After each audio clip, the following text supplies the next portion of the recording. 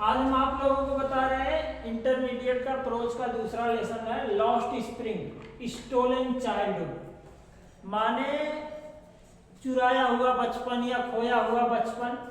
इसमें stolen childhood नामक कहानियों से लेसन लिया गया है और इस कहानी का मेन मकसद ये है कि ये दिखाता है स्लम बस्तियों को, जो जहाँ कूड़े बीनने वाले लड़के छोटे छोटे या कचरा उठाने वाले बच्चे या कुछ इस तरीके से काम करने वाले बच्चे जो बचपन से ही काम करने लगते हैं और उनका बचपन एक तरीके से उनसे छीन लिया जाता है या उनसे चुरा लिया जाता है। ना तो उन्हें शिक्षा से कोई मतलब है, ना तो उन्हें कोई शिक्षा के ऊपर ध्यान देता है और ना ही उनको जो है उनके खान पान के ऊपर कोई ध्यान देता है। वैसे तो हमारे देश में क्या है कि पहली बात यह है कि जो बाल श्रम, जो माने बच्चों से काम कराना या बाल श्रम जो है बच्चों को नौकरी पे रखना या कहीं भी दुकानों पर काम करवाना या फैक्ट्रियों में या छोटे छोटे अन्य काम करवाना, ये गैर कानूनी है लेकिन कोई मानता नहीं है और होता भी है। तो ये कुछ लेखक ऐसी जगहों पर जाता है जहां पर इसमें एक कहानी है, एक छोटे से बच्चे साहेब नाम था उसका, उसकी कहानी है जो नंगे पैर घूमता रहता है और कूड़ा बीनता रहता है और उससे कहानी लेखक पूछती है कि आप नंगे पैर क्यों घूम रहे हो, तो कहता है भाई मेरे पास इतने पैसे नहीं है कि मैं जूता खरीद लूं। और ये गलियों की कहानी है दिल्ली के जो है सीमापुरी ने, सीमापुरी जगह जो दिल्ली का सबसे बड़ा स्लम एरिया माने जो गंदी बस्ती है और उन गंदी बस्तियों से ही ये बच्चे आते हैं। और हम आपको बता दें गंदी बस्तियों में बहुत बड़ा कारोबार होता है, जितने भी गैर कानूनी काम धंधे होते, जितने भी गैर कानूनी कार्य होते हैं, इलीगल बिजनेस होते हैं, सब वहीं से चलाए जाते हैं, वहीं से ऑपरेट किए जाते हैं। तो यहाँ पर आप चले जाइए, गैर कानूनी काम कोई भी वहीं पर छीना झपटी, चैन स्नैचिंग, लूटपाट, मर्डर, माने एक ऐसा कोई भी कार्य जो इलीगल हो और वहां पर ना हो। ये तो दिल्ली की बात थी, तो उसी की एक कहानी लिख रही है लेखक, बता रही है देखो, there is no school in नहीं, यहां से शुरू से देखो, ये कह रही है what do you do this, I asked साहेब whom I recounter every morning scorning for the gold in the garbage dump of my neighborhood। लेखक बता रहा है कि मैं एक छोटा सा बच्चा जिसका नाम साहेब था, मैं उससे रोज सुबह सुबह मिला करता था, जो कूड़ा फेंकने के स्थान पर कूड़ा बीनता रहता था और कुछ पैसे मांगता रहता था। तो उसे लेकर पूछती है Why do you do this? तुम ऐसा क्यों करते हो, तुम ये काम क्यों करते हो, तुम्हारी क्या मजबूरी है, ऐसा क्यों करते हो, जो कूड़ेदान पे कूड़ा बीनता था उस लड़के से। Saheb left his home long ago, Saheb नाम का जो छोटा सा बच्चा था काफी लंबे समय पहले अपना घर छोड़ चुका था। Set amidst the green fields of the Dhaka, his home is not even the distance memory। वो सबसे पहले उसका दूर गांव जो था ढाका में, ढाका एक देश है, वहां पर था, उसके हरे भरे खेत थे, माने हरे भरे खेतों के बीच में उसका गांव स्थित था।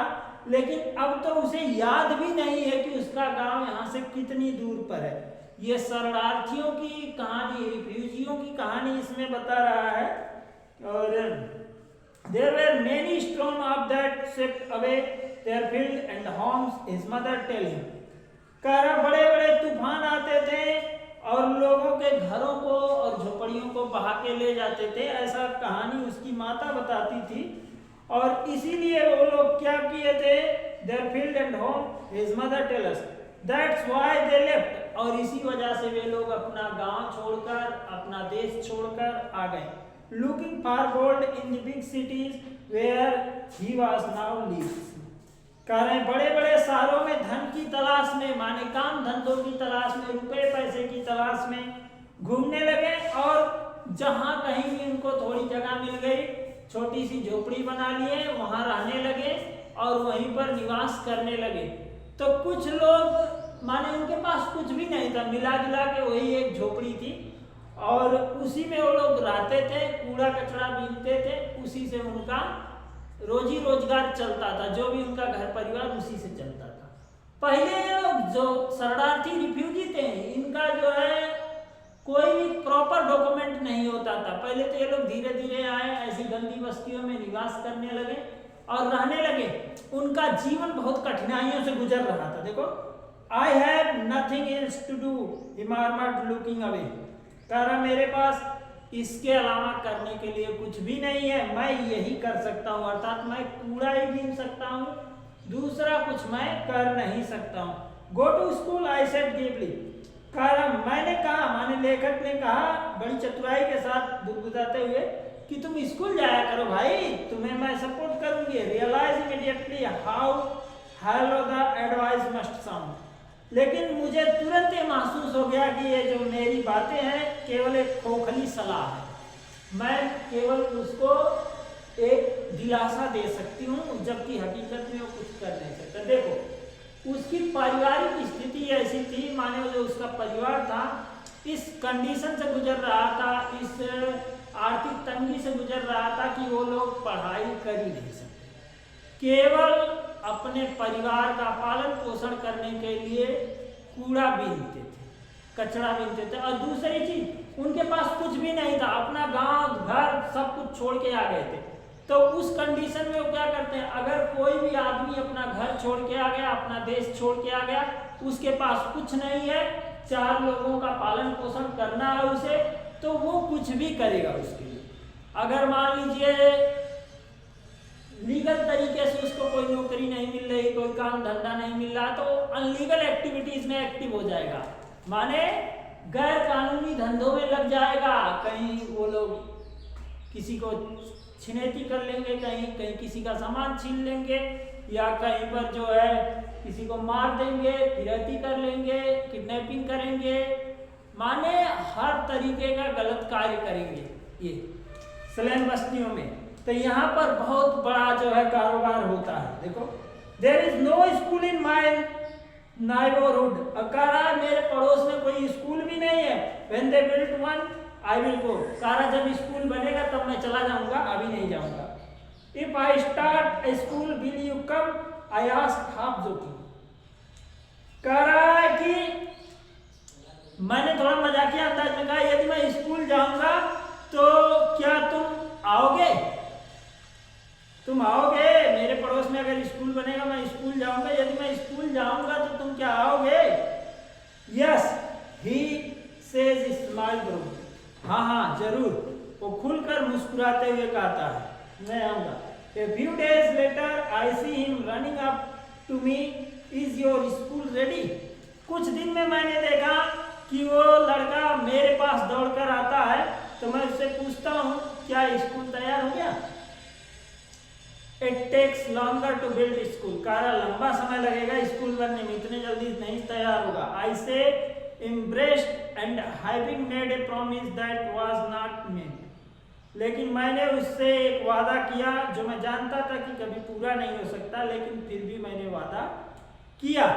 But promise like mine abound in every corner of his blessed world, और मैं उसके हर कोने को पहचानती थी, उसके मन के हर कोने को पहचान कर मैं उसके मुसीबत को समझ सकती थी, और मैंने ऐसा वादा कर दिया कि जो है चलो ठीक है मैं तुम्हें सपोर्ट करूंगी, और मैंने वादा कर दिया। ये लेखक बता रहा है मैंने वादा कर दिया। लेकिन देखो सुनो, ये एक चीज यहीं देख लो हमारे देश में, अब एक तरफ से ये लोग कहते हैं कि हम भैया एक विकसित अर्थव्यवस्था की श्रेणी में चल रहे हैं, हमारा भारत देश एक विकसित अर्थव्यवस्था की श्रेणी में चल रहा है। हमें एक चीज सपोज करिए, वही कुछ लोग हैं जो स्लम बस्तियों में, माने गंदी बस्तियों में निवास करते हैं, बेचारे कूड़ा बीनते हैं, भीख मांगते हैं, या कुछ इस तरीके से कार्य करते हैं, तो कुछ अपना पेट पालने के लिए करते हैं, मजबूरी है उनको। कुछ लोग तो भूखे सो जाते हैं, वहां पर उनको खाना तक नसीब नहीं होता,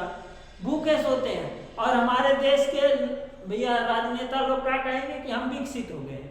विकसित नहीं हो गए, केवल खोखली धमकी है और खोखला आश्वासन है, कोई विकसित नहीं हुआ। और वही चीज देख लो, हम लोग जिन बच्चों को स्कूल में कॉलेज में दाखिला मिल जाता है, जिनको पढ़ने के लिए सब कुछ मिलता है, वो बच्चे पढ़ेंगे नहीं। हमारी यूपी क्या चाहे जहां भी आप देखोगे, सबसे बड़ी चीज ये है, इंटर तक बच्चे पढ़ लेंगे तो उनको भैया वो क्या है, नेता बनना चालू कर देंगे, है ना।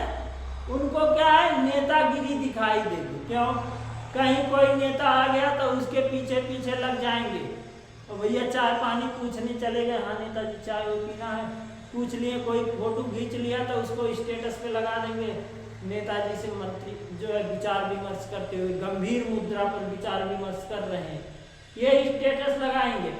और यही लोग भैया क्या है, इंटर करने के बाद अपना करियर ऑटोमेटिक चौपट कर लेते हैं, पढ़ाई लिखाई पर ध्यान नहीं देंगे। लेकिन जो बच्चे उस गरीबी से उठे हैं, उनको तो पता है ना भैया हम कहाँ से उठे हैं, हमको कहाँ तक जाना।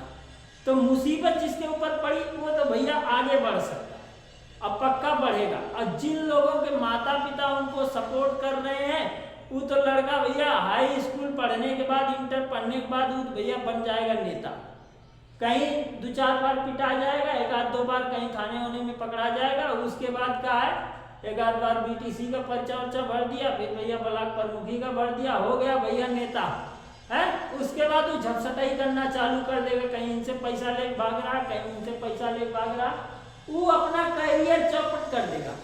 माने और ये इसको लगेगा कि हम बहुत अच्छा कर लिए, यही कर रहे हैं हमारे यहाँ के जो लड़के हैं, जो बच्चे हैं, जिनको हम लोग सपोर्ट करते हैं कि वो बच्चे। अब कुछ बच्चे जो मजबूरी में है, परेशानी में, दुख में, मुसीबत में, वो बेचारे मेहनत से पढ़ते हैं, लेकिन लोग नहीं समझ पाते हैं। आप दिल्ली में चले जाइए या इलाहाबाद में चले जाइए, बड़ी बड़ी बस्तियों में देखिए, लड़के आएंगे कोचिंग से, बेचारे खाना बनाएंगे, पढ़ेंगे, पूरी रात पढ़ेंगे, फिर काम भी करेंगे, फिर पढ़ेंगे, है ना। लेकिन यहाँ सब कुछ मिलने के बाद भी नहीं पढ़ते। ठीक है, चलो हम आगे पढ़ाएंगे।